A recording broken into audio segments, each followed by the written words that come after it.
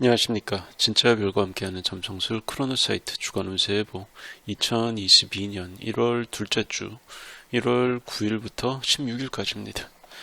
둘째 주에는 중요한 구조가 있죠. 4개월에 한 번씩 돌아오는 수성 역행 정치. 수성 역행이 시작됩니다. 또 14일에 있고요. 나머지는 보조하는 구조들이죠. 자, 두 번째 주에 처음으로 들어오는 구조는 1월 11일에 인마궁 화성이랑 쌍호궁 해왕성 20도에 있죠. 얘네들이 11일 밤부터 12일 새벽 사이에 사각을 맺습니다.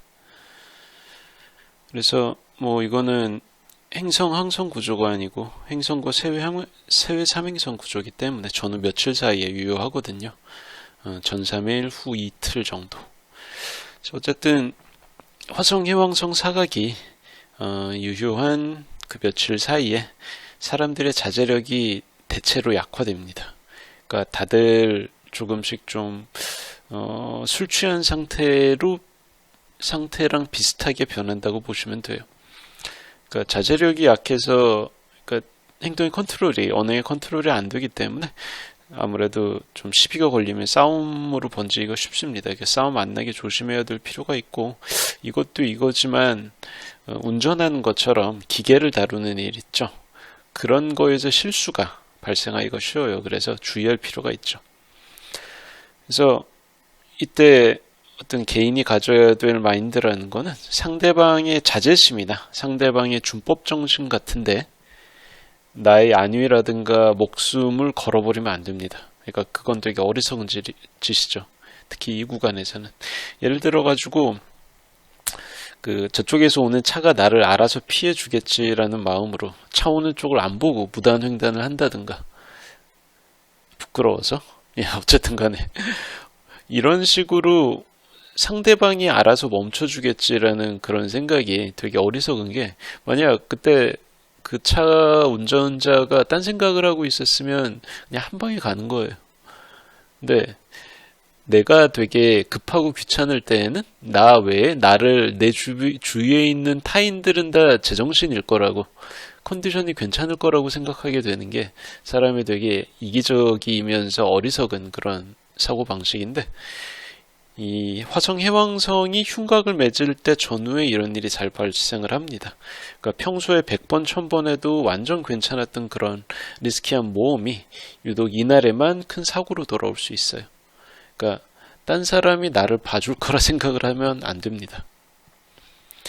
그리고 타임로드가 화성인 분들은 술을 많이 마시거나 원래 먹던 약이 있으면 평소 때보다 많이 복용을 한다든가 특히 정신성 의약품 같은 류죠. 혹은 이제 수술 등으로 내가 마취를 해야 되는 상황에 놓일 확률이 좀 높아집니다. 그리고 또 해왕성은 기만과 사기를 뜻하기 때문에 스팸이나 보이스피싱처럼 누군가한테 사기를 당할 가능성도 같이 증가합니다. 그래서 주의가 필요하죠. 네이탈 차트 주요 감흥점이나 행성이 변통궁 19도에서 21도 사이에 위치한 분들은 이날 특별히 내일로 발생할 수 있으니까 더 조심하시는 게 좋아요. 자, 그리고 알짜가 생겼죠. 1월 14일에 수성이 역행으로 접어들면서 정지합니다.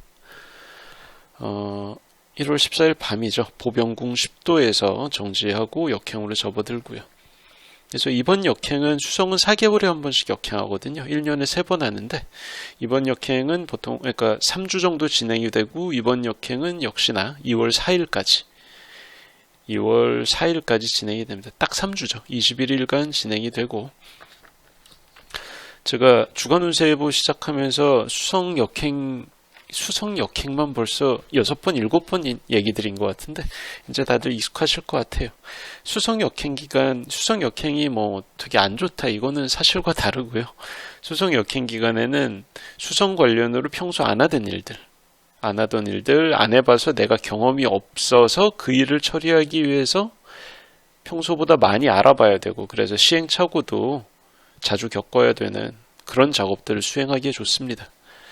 물론 이제 그 과정에서 연락이 잘 안 돼서 열통이 터진다거나 상대방한테 답변이 안 와가지고 초조해진다거나 혹은 되게 애써서 공들여서 작성한 서류가 관청에서 반려돼가지고 기업이나 관청에서 반려돼가지고 되게 낭패를 볼 수도 있을 거예요.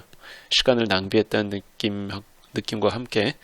근데 또 이런 과정을 거치지 않으면 나의 일상은 예전하고 달라지지 않아. 쳇바퀴 돌듯이 계속 돌아갈 겁니다. 그래서 나의 일상에 변화를 주려면 이렇게 행성이 역행을 할 때 뭔가 내가 새로운 일을 시작을 해서 시행착오를 거쳐야 됩니다. 그래서 앞으로 나아가기 위해서는 이 역행 과정이라는 게 행성의 겉보기 운동상의 역행이라는 게 꼭 필요해요. 그리고 수성의 역행이라는 건 아까 말씀드린 것처럼 연락을 하고 메시지를 주고받고 협상을 한다든가 계약을 한다든가 서류를 제출하고 그게 받아들여지는지를 기다린다든가 이런 것들이 어울립니다. 타임로드가 수성인 분들 중에서는 네이탈 차트에서 주요 감흥점인 행성이 고정궁 7도에서 13도 사이에 위치한 그런 경우라면 이제 주변에서 벌어지는 그냥 그런 일이 아니고 더더욱 이제 나한테 가까운 일, 내 일로 다가올 수가 있습니다. 그리고 또 한편 그 고려해야 되는 게 토성이 지금 13도로 3도 오차로 접근하고 있었거든요. 그러니까 조금만 수성이 원래 속도로 갔다면 토성하고 며칠 사이면 회합을 맺었어야 되는 그런 구도입니다. 근데 수성이 역행하잖아요. 딱 3도 앞두고. 그러니까 토성 입장에서 뭐냐 하면은 나한테 다가오던 수성이 방향을 바꿔서 멀어지기 시작한다. 이게 바로 리프레네이션이라는 현상이에요. 그런 현상이 연루되기 때문에 추진하던 거래나 계약 같은 게 갑자기 엎어지면서 그러니까 토성 입장에서는 내가 수성을 기다리면서 여러 가지 거래나 매매나 계약 같은 거를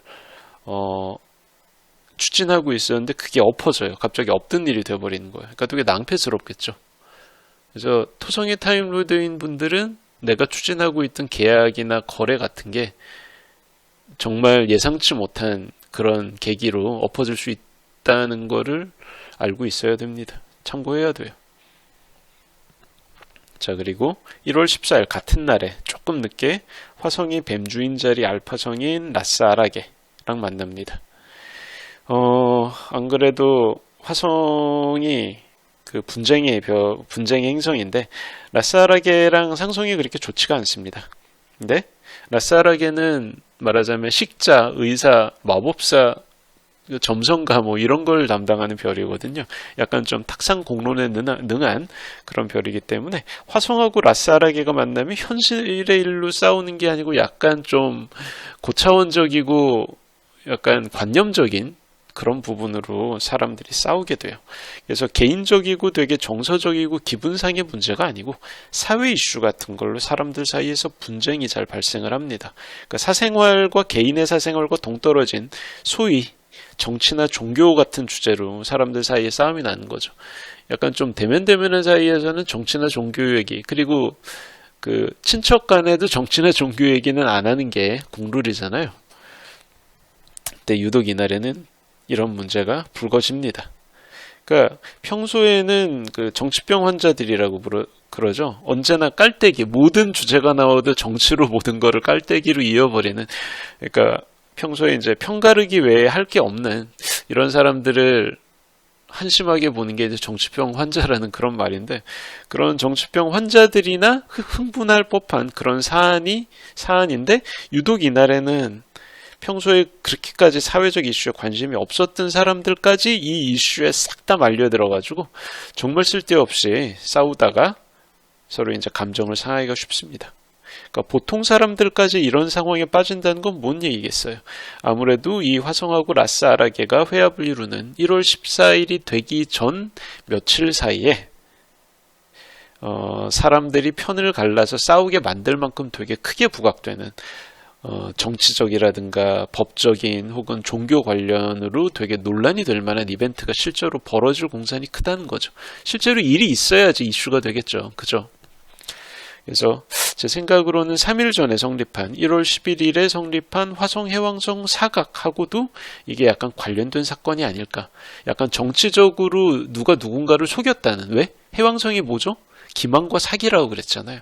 그렇기 때문에 정치인이 되게 누군가를 속여오고 있었는데 그게 들통이 난다든가, 혹은 뭐 되게 이제 그 정부가 행하고 있던 법적인 조치가 있는데 그게 널리 알려진 것하고는 달리 약간 기만적인 목적을 지니고 있었다든가, 이런 게 밝혀져가지고 사람들이 분개하는 거지. 그래가지고 편을 갈라가지고 한쪽은 청팀이 되고 한쪽은 백팀이 돼가지고 싸우는 겁니다. 안타깝죠.